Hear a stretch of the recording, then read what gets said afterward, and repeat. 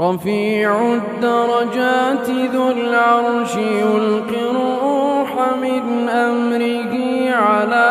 من يشاء من عباده لينذر يوم التلاق يوم هم بارزون لا يخفى على الله منهم شيء